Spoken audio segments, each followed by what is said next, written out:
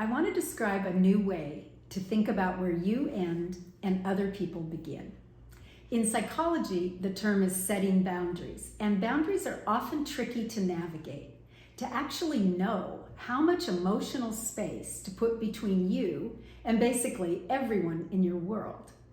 And boundaries can change over time as we make ourselves emotionally vulnerable to safe people and step back from people who behave in hurtful or untrustworthy ways. It's not easy.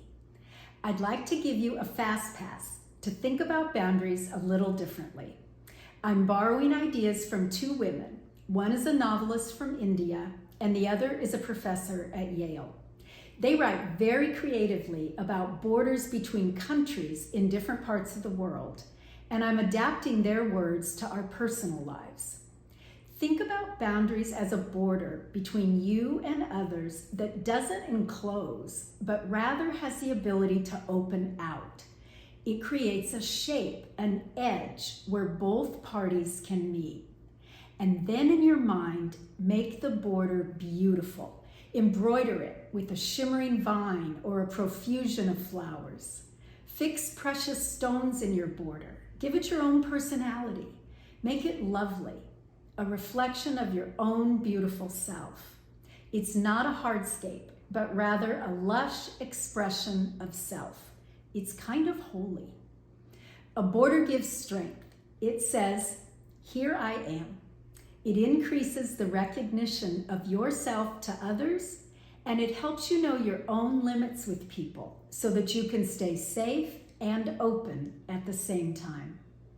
I'd also like you to think about this present moment as its own border. The present, the now, is the crossing between what has already happened in your life, what cannot be changed, and what is coming in the future. What the possibilities are in going beyond who you have been to who you are becoming. The present is its own border crossing every day, and we can be mindful and alive to it. I've been to countries with dramatic borders. I visited the so-called Peace Wall in Belfast, Northern Ireland, which separates Catholic and Protestant neighborhoods.